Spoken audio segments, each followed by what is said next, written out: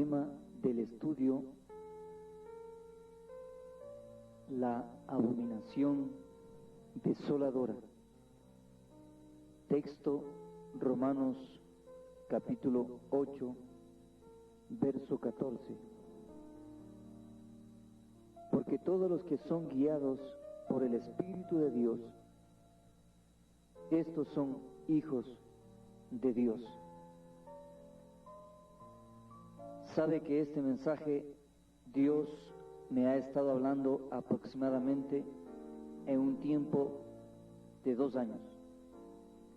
Céntrese en el tema del mensaje en esta noche acerca de la abominación desoladora.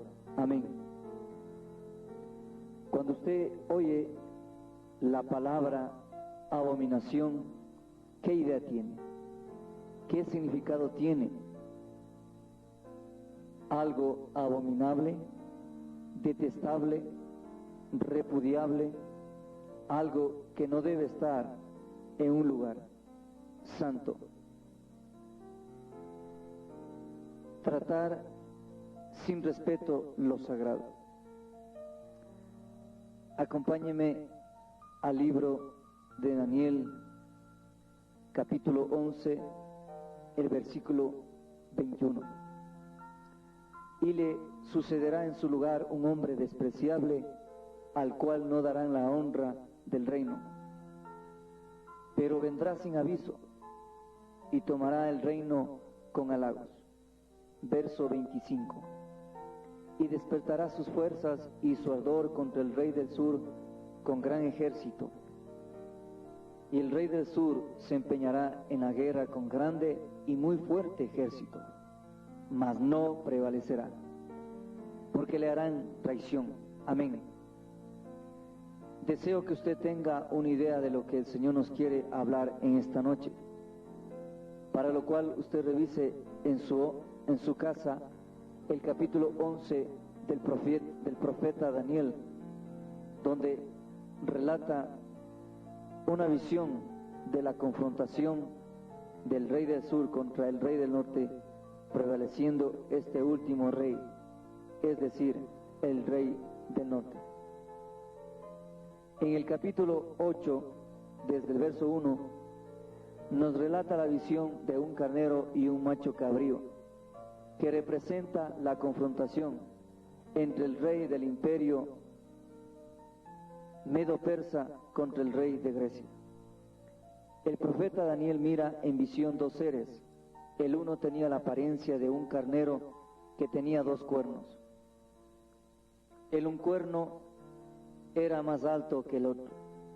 Luego le describe a un macho cabrío que tenía un cuerno notable entre sus ojos, el cual venía del lado del poniente, sobre la faz de toda la tierra.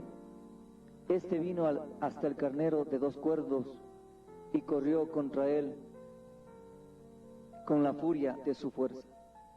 Y lo vi que llegó junto al carnero y se levantó contra él y le hirió, y le quebró sus 2 cuernos.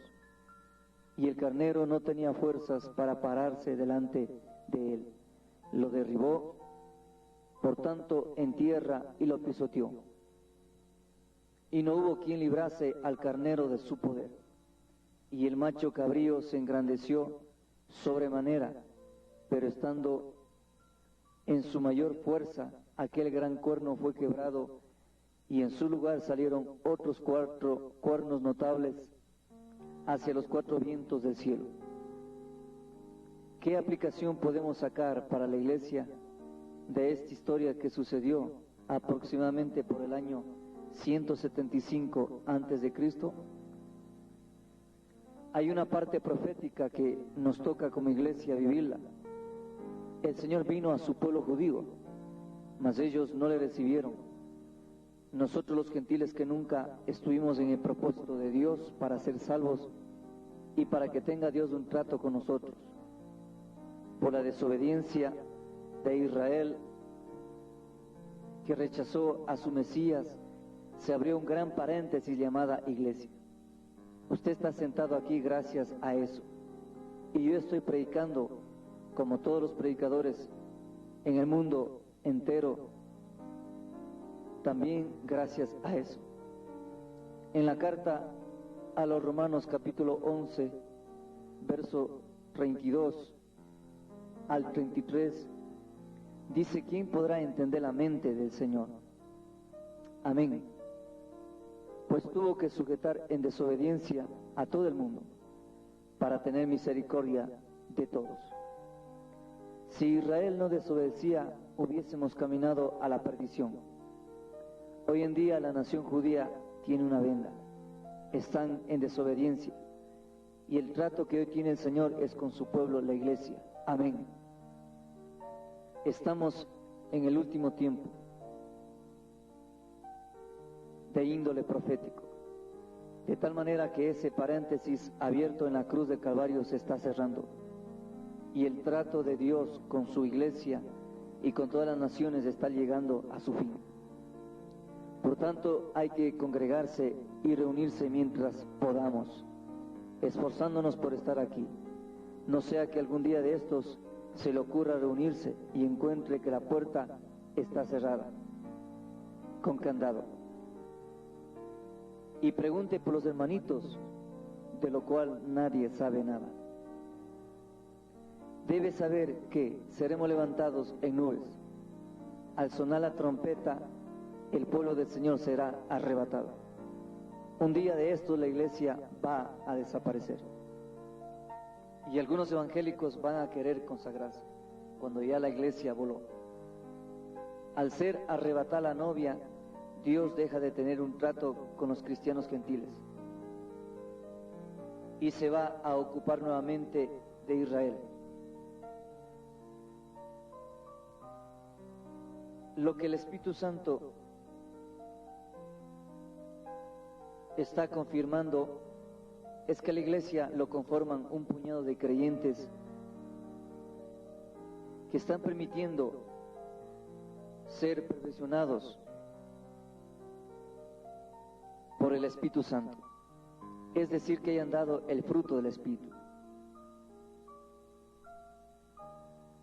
que es el amor, el gozo, la paz, la paciencia, la benignidad, la bondad, la fe, la mansedumbre y la templanza. La iglesia es la novia de Cristo. Si el mundo entero tiene millones de creyentes, solamente miles serán arrebatados. El profeta Isaías dice que serán tomados 1 de cada ciudad, 2 de cada pueblo. Es decir, solo la novia de Cristo será levantada.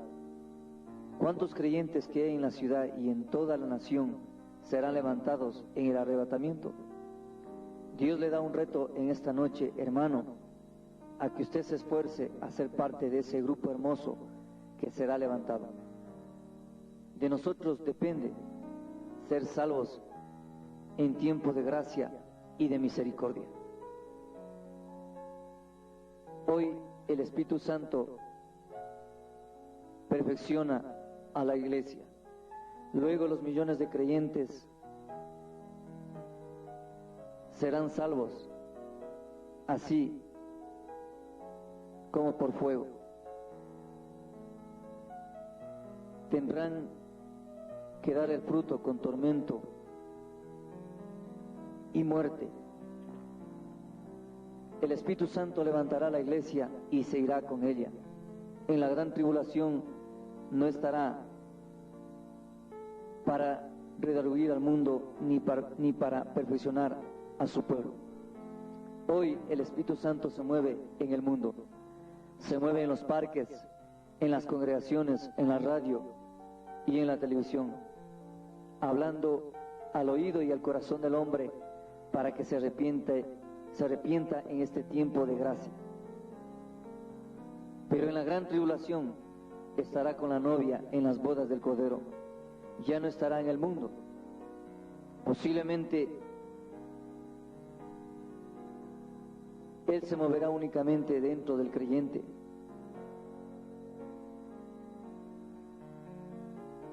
Porque Dios es omnipresente. El propósito será recordarle todo lo que Él aprendió en este tiempo de gracia concerniente a la salvación. Le recordará que le enseñaron acerca de la consagración, que solamente la iglesia perfecta iba a ser levantada, una iglesia llena del Espíritu Santo y de fuego, celosa por obras buenas. Le traerá a la memoria lo que aprendió sobre la gran tribulación, sobre los juicios, el toque de trompetas, que las copas de juicio serían derramadas, el sol sería tocado y se pondría como ropa con sangre, que iba a levantarse un ser humano con el poder de Satanás, conocido como el Anticristo, que gobernaría las naciones y perseguiría a los creyentes quedados. Todo eso es como un rollo de película. El Espíritu Santo va a recordarle todas las veces que se le enseñó en las congregaciones concerniente a la consagración, concerniente a la santidad, a la búsqueda de Dios. Amén.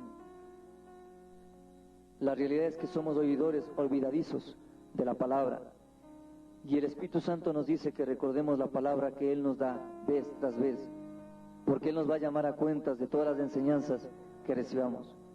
Por eso, hermano, es importante que cualquier siervo del Señor que se pare en este púlpito, no solo el pastor de la congregación, usted anhele escuchar la palabra del Señor. La fe no viene por cantar alabanzas, ni por orar, aunque es necesario hacerlo, eso, ¿verdad? La fe viene por el oír la palabra. Amén. ¿Qué pasa cuando usted sale en el instante que da inicio al mensaje? Se recuerda que hay que cuidarle al niño, se le presenta alguna necesidad en ese momento. Nos acordamos de todo. Debe saber que el enemigo es sutil, pues él sabe que basta que se pierda un mensaje del Señor, usted quedará sin fruto.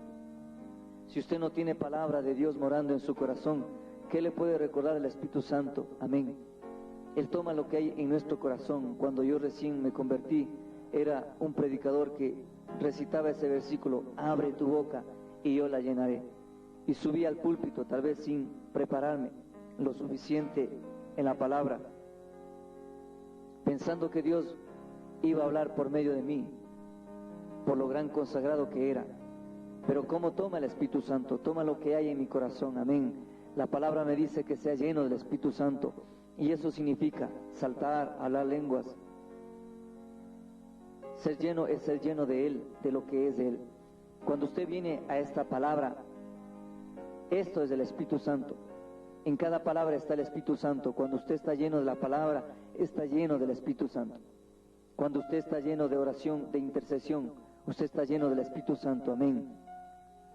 Nosotros hemos creído que estar a plenitud del Espíritu Santo es porque ha estado muy buena la alabanza, hemos danzado, nos hemos gozado y salimos contentos y decimos estamos llenos del Espíritu Santo. Pero ¿qué es ser lleno del Espíritu Santo? Es que todo el tiempo seamos llenos del Espíritu Santo. Cuando por ahí hay algún problema en el hogar y de inicio alguna discusión con la esposa o con los hijos, en vez de que salga enojo, se manifieste un espíritu de amor. Amén. Ahí demostramos si estamos llenos del Espíritu Santo. En la carta a los Romanos hemos leído que aquellos que son dirigidos por el Espíritu Santo, ellos son hijos de Dios. Amén. Pensemos si 100% estamos siendo guiados por el Espíritu Santo. Si usted es guiado un 50%, la segunda parte del versículo, cuando usted es hijo, ¿cuánto usted es hijo? Usted sería 50% hijo. Entonces, para ser hijo de Dios totalmente, necesitamos que el Espíritu Santo nos guíe 100%. Amén. Volviendo al profeta Daniel,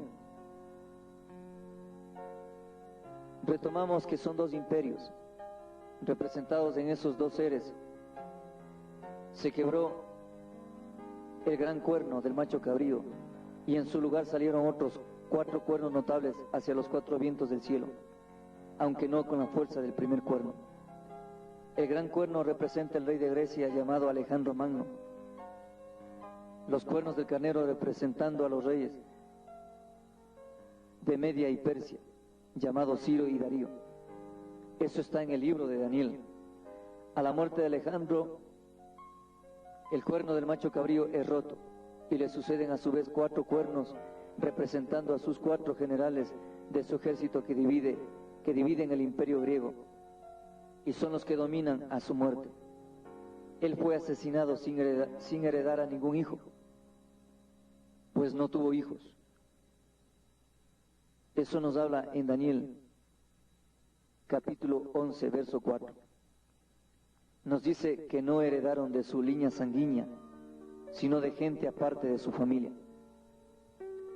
Los nombres de los generales Ptolomeos y Seleuco es digno de destacar, pues son los reyes del norte y del sur que hacen la guerra, trascendiendo este conflicto a sus príncipes descendientes.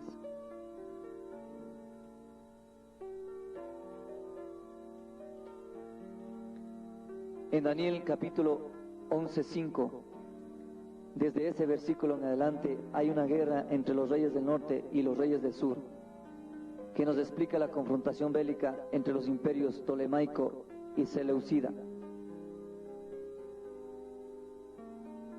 Por años hubo guerras y pugnas, no solamente entre estos dos reyes, sino se prolongaron hasta sus descendientes, sus linajes, hijos y nietos que continuaron las confrontaciones. Dentro de esta confrontación que describe el profeta Daniel, hay algo interesante que nos habla de un hombre que viene del norte, específicamente de la región de Siria, y que se dirige a batallar en su celo con un grande y muy fuerte ejército contra el rey del sur.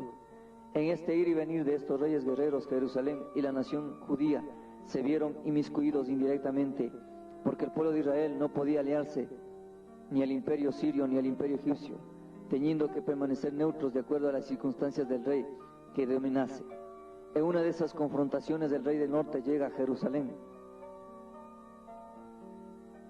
Era el cumplimiento profético que iba a profanar el templo judío, asesinando a los sacerdotes en el mismo altar, cuyo altar deshonró sacrificando a un cerdo inmundo, manchando este altar santo vilmente con su sangre. Y usted sabe que los ejércitos tienen emblemas. El rey sirio ordenó colocar sus emblemas idolátricos y blasfemos en el interior del templo. Se sabe que eran con figuras de reptiles y aves de rapiña, aborrecibles. ¿Qué aplicación y enseñanza espiritual para la iglesia tiene todo esto? Acompáñeme al Evangelio de San Mateo, capítulo 24, verso 15. Por tanto, cuando veáis en el lugar santo la abominación desoladora de que habló el profeta Daniel, el que le entienda, entonces los que estén en Judea huyan a los montes, el que esté en la azotea no descienda para tomar algo de su casa, y el que esté en el campo no vuelva atrás para tomar su capa. Mas hay de las que estén encintas y de las que críen en aquellos días. Orad para que vuestra huida no sea en invierno ni en día de reposo, porque habrá entonces gran tribulación, cual no la ha habido desde el principio del mundo hasta ahora, ni lo habrá. Amén. La abominación desoladora para el pueblo judío se cumplió 2 veces. Cuando el rey sirio del norte, en referencia a Jerusalén, llamado Antíoco Epifanes, entró en el templo y profanó el templo.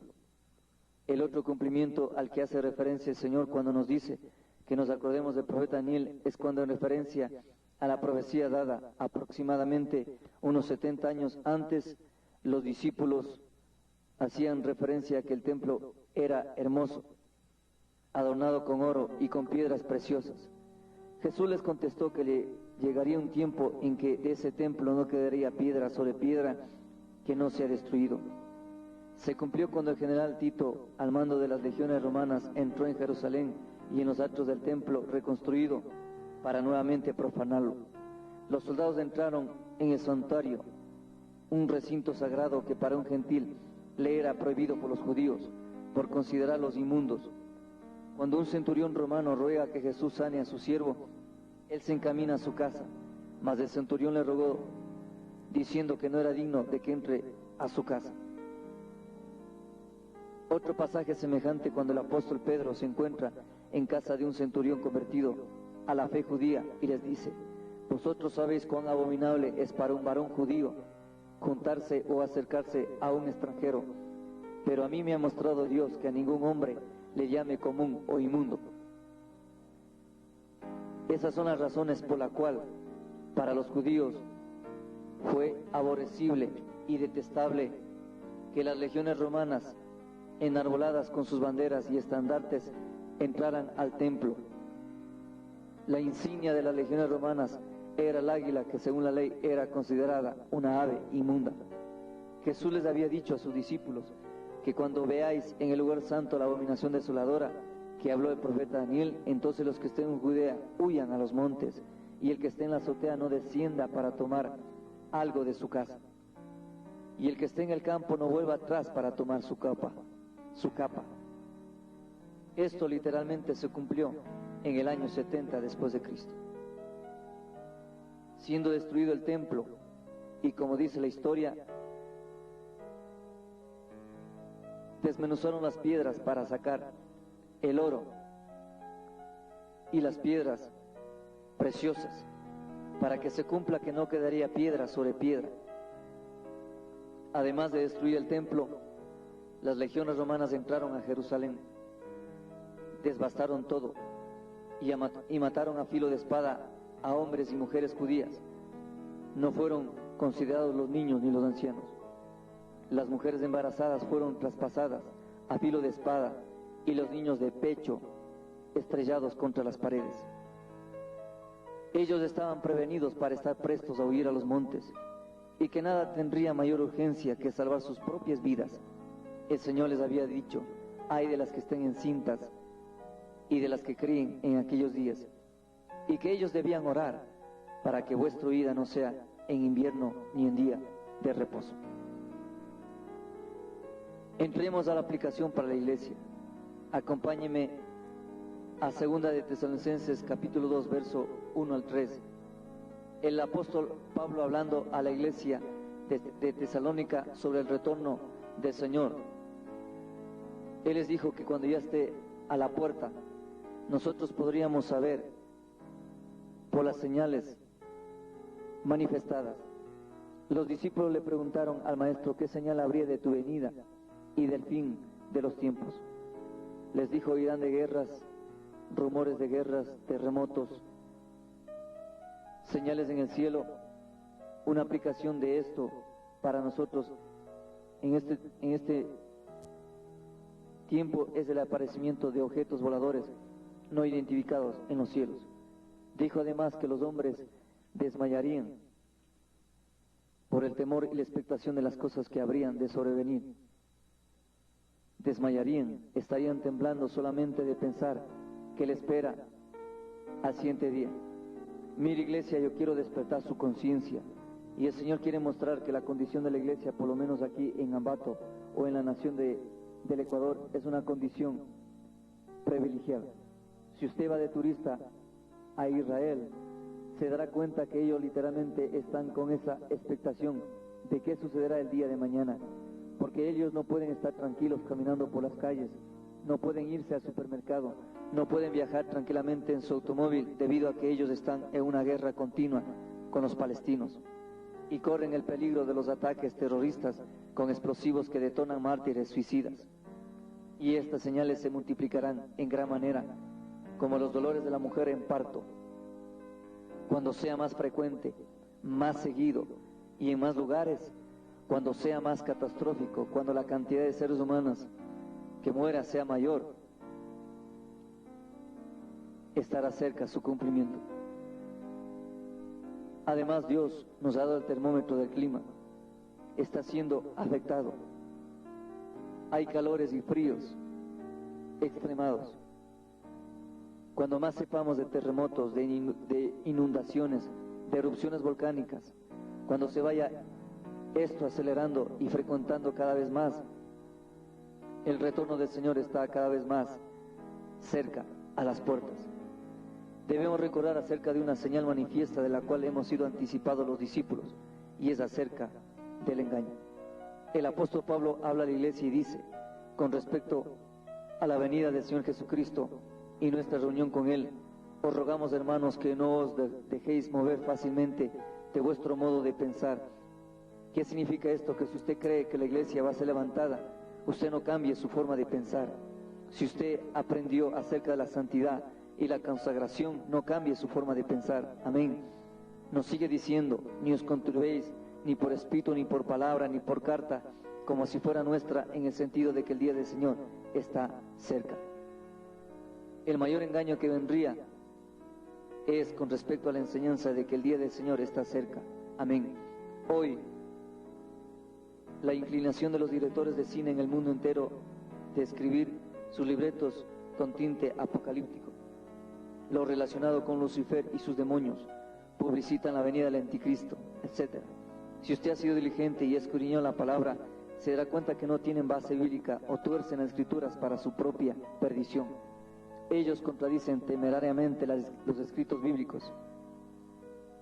Al detenerse a ver esto, usted recibirá un espíritu de engaño y de mentira, y usted va a aprender mal, va a aprender la versión de las tinieblas. Hollywood sacó su versión del anticristo.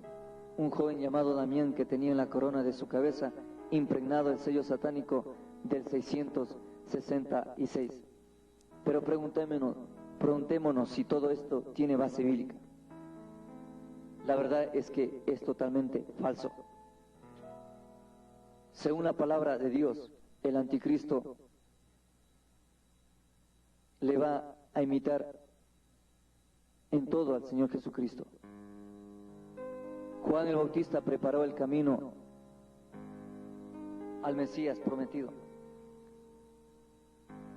Antes que el anticristo aparezca, va a haber alguien quien le prepare el camino también. Dice la Biblia que es un falso profeta. Si usted ha sido diligente para discernir con respecto al Papa Juan Pablo II, él es un líder religioso de la Iglesia Católica muy especial. Él ha sido un cónsul eclesiástico que ha promovido el ecumenismo, es decir, la unificación religiosa de la mayoría de líderes de las principales religiones de todo el mundo. En los concilios ha reunido budistas, hindúes, musulmanes, ortodoxos y también pastores de índole protestante evangélico. Dios dice que tiene que ver la luz con las tinieblas. El jerarca de la secta católica enseña todo lo contrario a la palabra de Dios. Él emana un espíritu de idolatría. Alguna vez recibimos revelación acerca del Papa. En Roma, en la parte baja del Vaticano, hay un lugar subterráneo, un templo satánico, al cual tiene acceso solamente el Papa y la jerarquía católica, donde literalmente Satanás se entrevista con ellos, y eso conlleva adoración satánica, pues ahí hay toda clase de ídolos que en definitiva son demonios a los que adoran. Si públicamente el Papa canoniza estatuas y las adora, como es el caso cuando él vino al Ecuador y en la ciudad de Guayaquil se arrodillaba besando y adorando a una Virgen Negra. Virgen Negra, ¿cuánto más se imagina que le haga en lo secreto? Él literalmente está entregado a la adoración del ejército demoníaco de las tinieblas. Él en ese lugar tiene cultos satánicos y no es verdad que él ora a favor de su pueblo. Él echa maldiciones a sus feligreses, incluido a sus cardenales, obispos, sacerdotes y religiosas. Esa es la razón por la que la mayoría de católicos, incluidos los religiosos, son corruptos, ladrones, borrachos, adúlteros, fornicarios e idólatras. Hasta las prostitutas y homosexuales son de aquella religión. Es la religión del mundo, la religión de la Sodoma y Gomorra moderna. No es raro que las prostitutas cuelguen un crucifijo católico y profesen ser católicas. Leemos: nadie os engañe en ninguna manera, porque no vendrá sin que antes se manifieste la apostasía y se manifieste el hombre de pecado, el hijo de perdición. Hoy en día, si usted es diligente y ha discernido, no solo tratándose de templos católicos, sino de pseudas congregaciones evangélicas o mesiánicas, la abominación desoladora ya se mueve en los altares. En cierta congregación últimamente se importó, o más bien dicho, se comercializó una doctrina extraña. que mina los principales fundamentos de la fe cristiana y aún niega las versiones bíblicas, porque aparentemente están mal traducidas.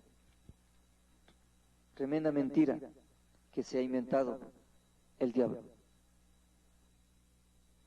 Aún se llega a la desfachatez y al cinismo de blasfemar y envilecer el nombre de Dios. Un ejemplo de estas enseñanzas